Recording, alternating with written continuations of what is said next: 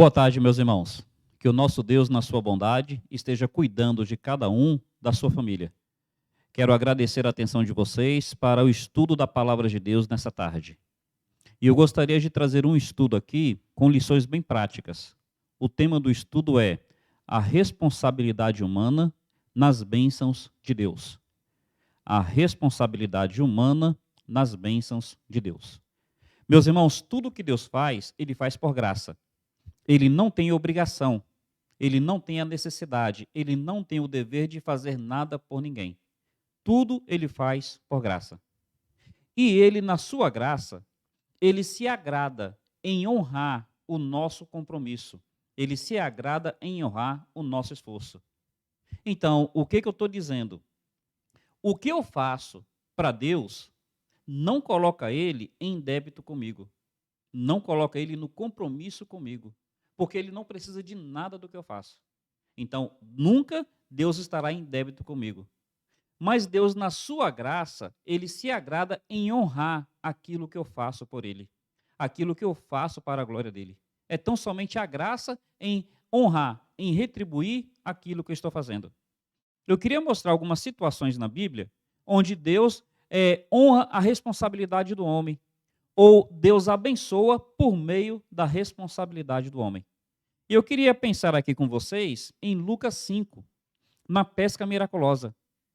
Nós conhecemos bem essa passagem, e eu queria mostrar aqui alguns aspectos da responsabilidade do homem nessa bênção. O que nós sabemos de Lucas 5? Que Jesus Cristo estava ensinando a multidão à beira do mar, ali na praia. Aí Jesus sobe no barco de Pedro. Depois de ensinar, Jesus chega até Pedro e fala, vai mais ao largo e lança a rede. Pedro faz isso, a pesca miraculosa acontece, e aí Pedro convida os outros barcos a virem desfrutar desse peixe. O que a gente vai aprender aqui? Em primeiro lugar, meus irmãos, qual era a cidade ou a aldeia onde eles estavam? Fala que era ali à beira do lago de Genezaré.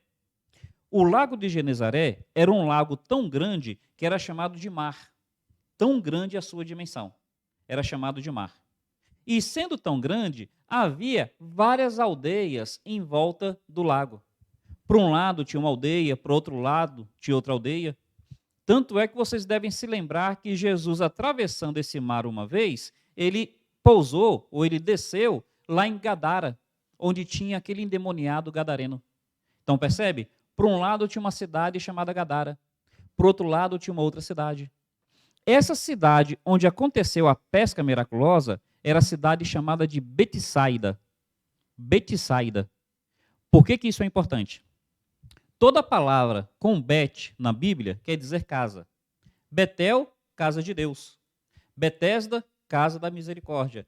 Betânia, casa das tâmaras. Betsaida quer dizer casa da pesca. Então, essa cidade onde Jesus fará a pesca miraculosa se chama Casa da Pesca, Betsaida. Aqui já fica uma lição espiritual muito preciosa. Jesus é o peixe da casa da pesca. Então, a pesca não está no lago, a pesca está em Jesus Cristo. Ele é que traz abundância. Só uma lição espiritual. Mas é importante a gente entender que o nome da cidade é Betsaida, porque a gente vai perceber qual era a economia daquela cidade. O que sustentava, o que movimentava aquela cidade? Era a pesca. Aí, Pedro, não ter pegado nada naquela noite, mostraria o seguinte, que naquele dia ou naquela semana, as pessoas estariam passando por uma situação de fartura, de carestia de alimento. E aí, o que a gente precisa entender? Que Pedro não pegou peixe, mas não foi apenas Pedro que passou uma noite frustrante e frustrada.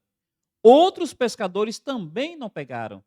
Quer dizer, era uma necessidade de Pedro, enquanto profissional, enquanto pai de família, era uma necessidade dos outros pescadores, enquanto profissionais, enquanto pais de família.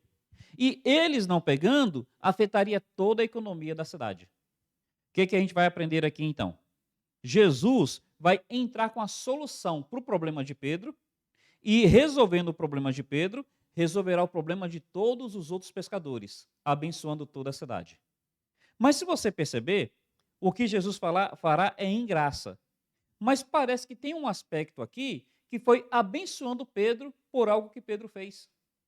Se você observou bem o texto, se você se lembra da passagem, fala que Jesus estava à beira-mar e ele sobe no barco de Pedro. Então, Pedro deixou o barco dele à disposição de Jesus. Observe aqui, por favor, no verso 3.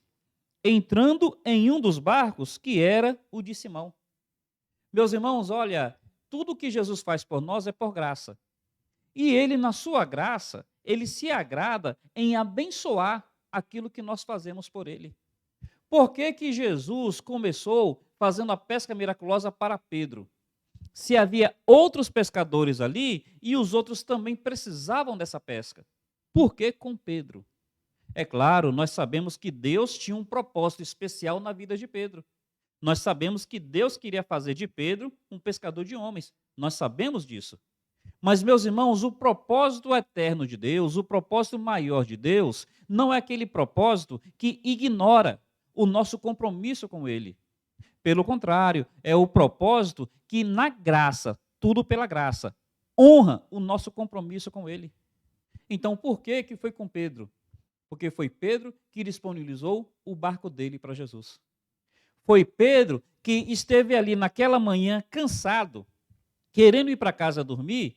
Foi Pedro que ainda passou aquela manhã para que Jesus pudesse usar o seu barco. Meus irmãos, meus amigos, entendamos isso. Deus se agrada em honrar aqueles que o honram. Porque Pedro pegou o que ele tinha e colocou à disposição de Jesus. Quando Jesus termina de usar o barco de Pedro, Jesus sabia da necessidade de Pedro. E Jesus fala: olha, Pedro, agora eu vou te abençoar. No início você quis me abençoar, mas agora quem vai te abençoar sou eu. Já percebeu como é que isso acontece na Bíblia? Por exemplo, com Davi. Davi quis construir um templo para Deus. Aí Deus chega até Davi e fala: ó, Davi, você não vai construir meu templo. Quem vai construir vai ser seu filho. Mas porque você quis edificar a minha casa, sou eu que vou edificar a sua.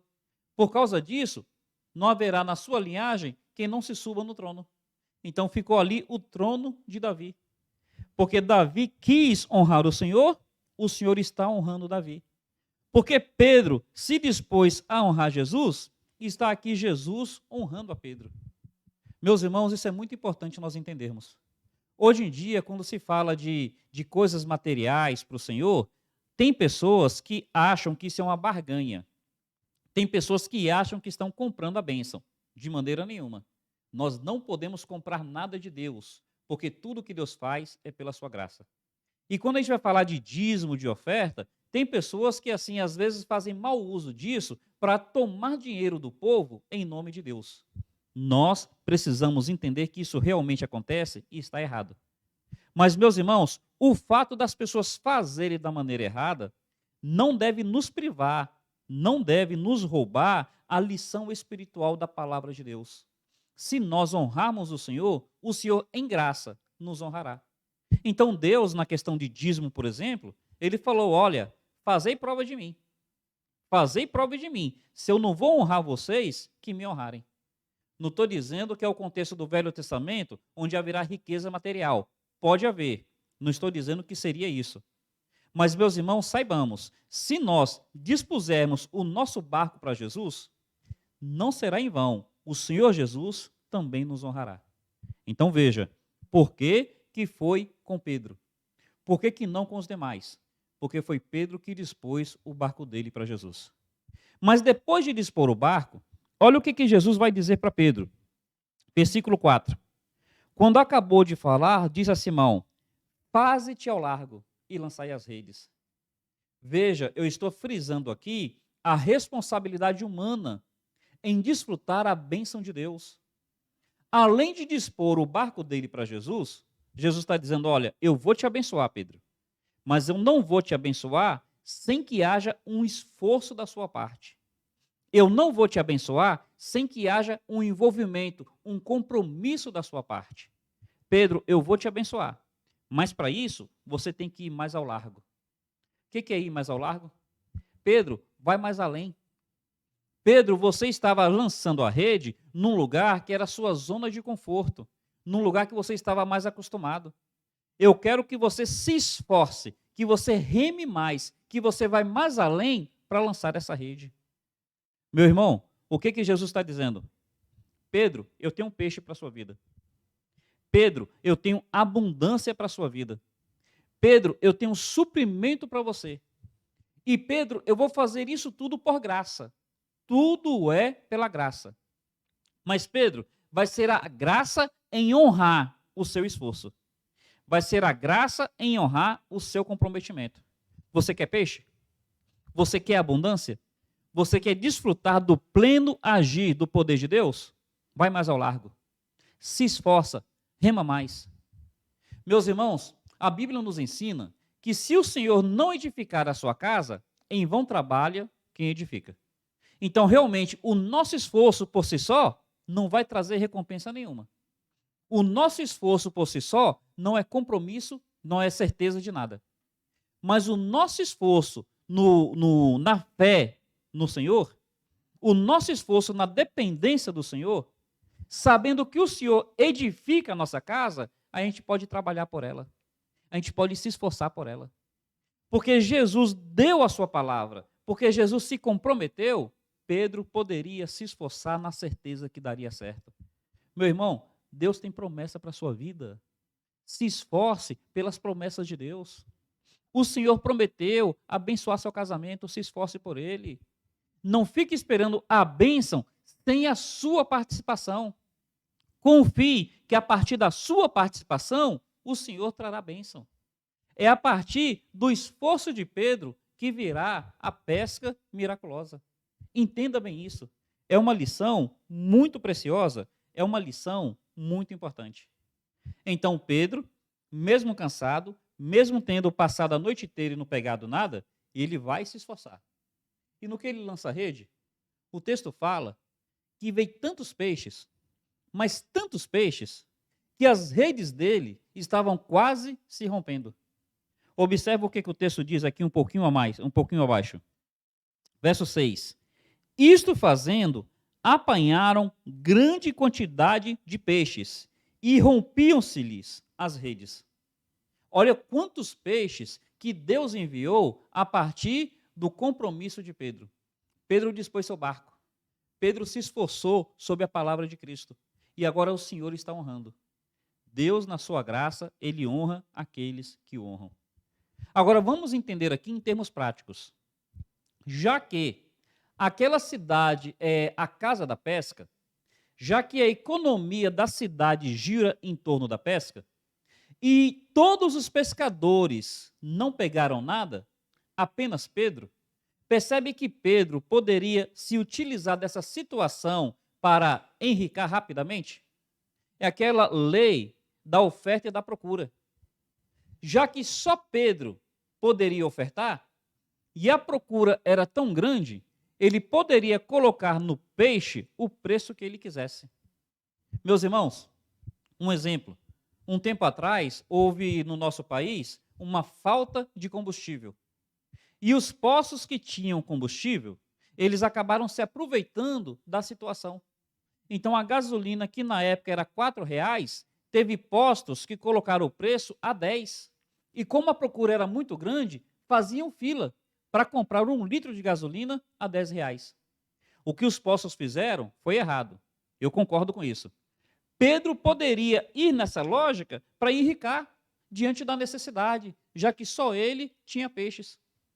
Mas aí Pedro, ele vai me mostrar uma lição muito preciosa, uma lição espiritual muito importante.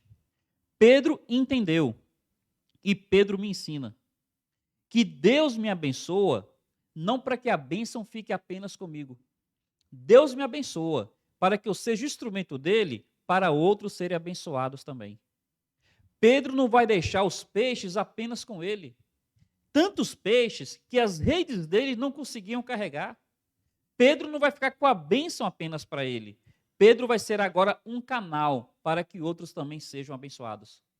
Meus irmãos, na graça de Deus, nós precisamos entender isso. Deus nos faz alvos da graça. E depois que nós desfrutamos dessa graça, nós devemos nos tornar canais desta graça. A graça que me alcançou, Eu preciso agora ser um instrumento para que outros também sejam alcançados. O que Pedro vai fazer? Diz aqui o versículo 7. Então fizeram sinais aos companheiros do outro barco, para que fossem ajudá-los. E foram, e encheram ambos os barcos, a ponto de quase irem a pique.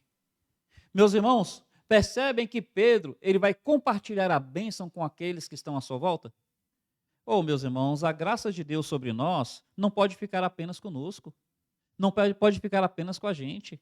Nós que fomos alvos, que fomos receptáculos, agora nós precisamos ser canais, precisamos ser instrumentos para que outros sejam abençoados. Entendam bem isso. A bênção não pode ficar apenas com você. Eu queria que você se perguntasse: o teu salário abençoa apenas a sua casa? Meu irmão, pensa nisso. O teu salário, de alguma maneira, tem abençoado o reino? Eu conheço irmãos que, graças a Deus, são prósperos. Mas parece que a prosperidade deles é apenas para desfruto pessoal. A prosperidade deles não abençoa aqueles que estão à sua volta, não abençoa o reino. Ô, meu irmão, Deus tenha te abençoado. Seja um dizimista fiel, seja um ofertante, que a bênção não fique apenas para você. Pedro, cheio de peixes, ele está gritando para outro barco: ei, ei, você que está sem peixe, tem peixe aqui, vem buscar. Meu irmão, você que tem sido abençoado, seja um instrumento de Deus para abençoar a outros, abençoar a obra missionária, abençoar o evangelismo, abençoar o necessitado, abençoar a sua igreja. E aí, a gente vai aprender agora a contrapartida. A gente vai aprender o esforço do outro lado. Pedro está cheio de peixes. E lá na margem tem barco sem peixe. Pedro não vai levar o peixe lá e dar de mão beijada, não. Pedro vai gritar, Pedro vai acenar para o pessoal para vir buscar o peixe. Porque aqui está algo muito importante. Às vezes, numa igreja, tem aqueles irmãos mais abastados e tem aqueles irmãos que são mais carentes. E, às vezes, as pessoas acham que o abastado tem que dar de mão beijada para o carente. Às vezes, as pessoas acham que aquela pessoa assim que é mais necessitada, ela tem que ser privilegiada sem que haja nenhum esforço, nenhuma contrapartida da parte dela. Meu irmão, observe o texto. Pedro não está pegando o peixe e levando lá para o pessoal que está sem peixe, não. Pedro está do lado de cá dizendo: ó, vocês têm barco, vocês têm rede, vocês têm remo.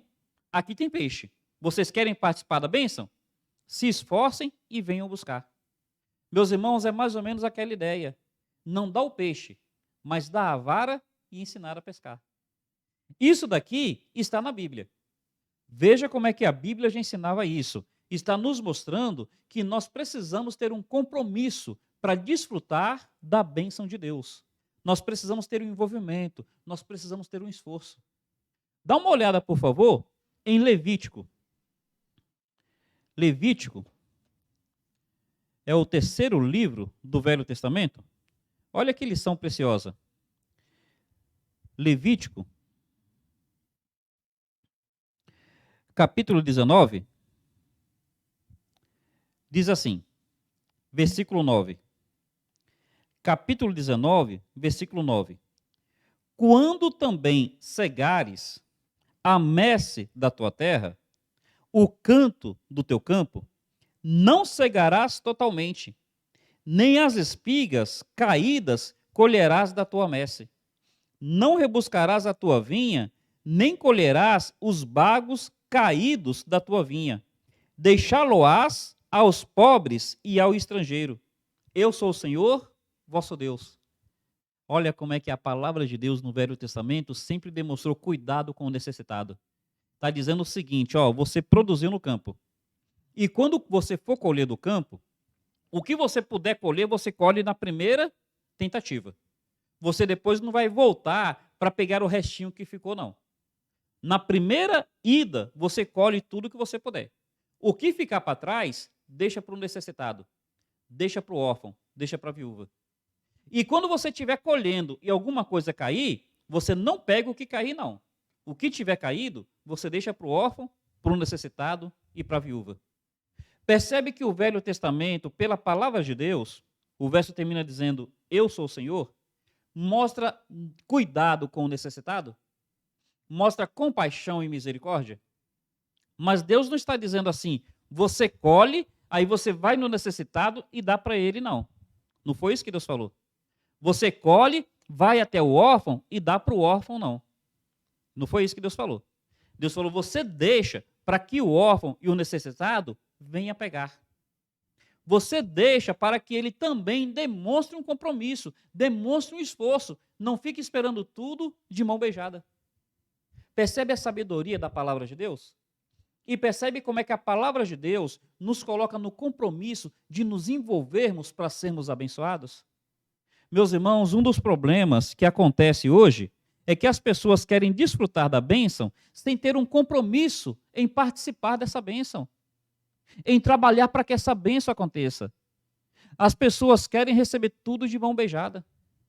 E aí, cada um de nós precisa pensar, nós temos nos esforçado? Nós temos pagado o preço? É aquela história, né? Às vezes a pessoa está necessitada e ela quer que a necessidade dela seja suprida sem que ela se esforce por isso. Às vezes a pessoa está com um casamento assim, meio lá, meio cá, quer que o casamento seja restaurado sem que ela se esforce por isso. Não, meus irmãos. A Bíblia está nos ensinando na pesca miraculosa que houve uma participação humana para desfrutar do poder de Deus. Tanto da parte de Pedro, quanto da parte do outro barco que veio buscar os peixes. A Bíblia mostra no Velho Testamento que o Senhor tinha cuidado com o órfão, cuidado com o necessitado.